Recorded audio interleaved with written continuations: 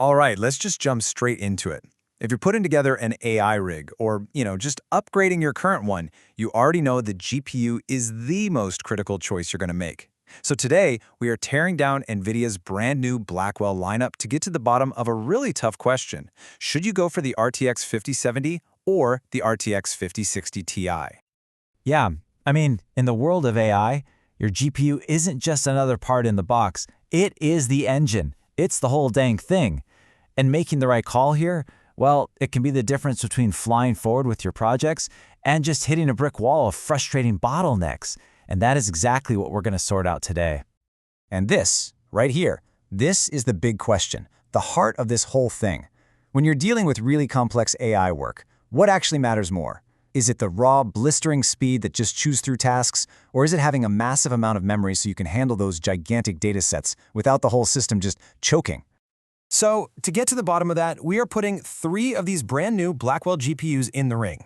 It's the RTX 5070 going head-to-head with 2 different versions of the RTX 5060 Ti. And this is where it gets really interesting, because one of those 5060 Ti's has 8 gigs of VRAM, and the other has a whopping 16 gigs. That's the twist. All right, first round, the battle of the cores. This is where we get into the nitty-gritty, the raw horsepower that makes these things go.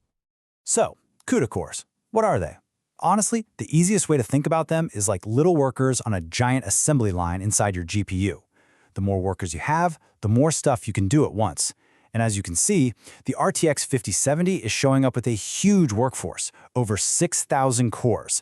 That gives it a major leg up in parallel processing, which, is basically the bread and butter of almost all AI work. Okay, now let's talk about a really key metric, AI TOPS. That stands for trillions of operations per second. It's a number that's specifically designed to measure AI performance, and it's powered by these specialized little things called tensor cores. And look at this, the 5070 just blows the doors off, clocking in at a massive 988 TOPS. The 5060 Ti's 759 is still seriously impressive, but the 5070 is just in another league here. So when you crunch all those numbers, what does it actually mean? Well, it means the RTX 5070 has about a 33% advantage in pure, raw processing power. So, case closed, right? 5070 wins? Not so fast. This is where the plot thickens a lot. And that brings us to the VRAM showdown. Look, if this was all just about processing power, this would be a super short explainer. But VRAM is not just some other number on the spec sheet. It is the thing that makes this whole decision so tricky. And this right here really lays out the conflict perfectly. On one side, you've got the blazing speed of the RTX 5070, but on the other, you've got the huge capacity of that 16-gig 5060 Ti. And let me tell you, that extra 4 gigs of VRAM it has over the 5070, that can be an absolute game changer. Let me break it down with an analogy I really like. Think of VRAM as the size of your workbench. The RTX 5070, it gives you a super fast, super efficient workbench. It's awesome. But that 16-gig 5060 Ti, that gives you a massive workbench, a huge one. It lets you spread out these giant, incredibly complex projects. We're talking huge language models, super high-res data sets that would literally just fall off the edges of the smaller bench. It doesn't matter how fast your tools are if your project doesn't fit. And that, right there, is the bottom line.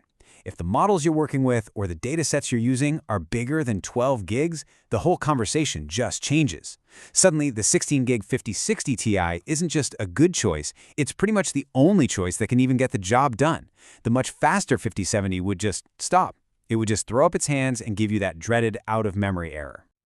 Okay, so we've talked cores and we've talked memory. Let's zoom out a bit and put everything on the table. Let's see how the full spec sheets compare. Now, don't worry, I'm not going to read this whole chart to you line by line. Let's just hit the really important stuff. We already know the 5070 wins on CUDA and tensor cores, but check out 2 other key specs. First, memory bandwidth. The 5070 is way faster here, at 672 gigabytes per second. That's how fast it can access its memory. But then, look at the TGP. That's the total power draw. The 5060 Ti is way more efficient. It sips power at just 180 watts, while the 5070 is a lot thrustier at 250. Okay, specs on a sheet are great and all, but what does any of this actually mean when the rubber hits the road? Let's talk about how these GPUs perform in the real world with actual AI workloads. Let's take something like Stable Diffusion for image generation. Here, the trade-off is just crystal clear. The RTX 5070, it's going to pump out those images about 30% faster. That's amazing if you're iterating quickly, but what if you want to work with really high resolutions or process huge batches of images all at once? Well, then the 16GB 5060 Ti is your safe harbor. It's the one that's going to save you from those dreaded out-of-memory errors. And when we start talking about large language models, or LLMs, the stakes get even higher. Yeah, the 5070 will train any model that fits in its memory faster, but that's the key phrase, right? That fits in its memory. The 16GB 5060 Ti literally opens doors to bigger models, models you can load, fine-tune, and experiment with that are just off limits to the 5070. And that little 8GB version, it's a great little card, but it's really for just dipping your toes in, maybe running models that someone else has already trained. So after all of that, which one is right for you? Let's put this all together and break it down into a super simple guide to help you find your perfect AI match. It pretty much boils down to 3 types of people. First, are you the speed demon? Do you just crave the absolute fastest training and inference, and your models stay under that 12GB limit? Then the RTX 5070 is your beast. Or are you the data hoarder? Are you working with massive datasets, huge models that laugh at 12 gigs? Then it's no contest. The 16GB 5060 Ti is the one you need. Finally, are you the smart starter? You're experimenting, learning the ropes, working on smaller scale projects? The 8GB 5060 Ti is a fantastic and really smart place to begin. Woo, we've gone through a ton here. But if you're the kind of person who wants to see every single raw number, all the benchmarks, then you should definitely check out the full article. For that deep dive, head over to bestgpusforai.com. We've got the link for you right in the description below. And that kind of leaves us with one last big thought-provoking question, doesn't it?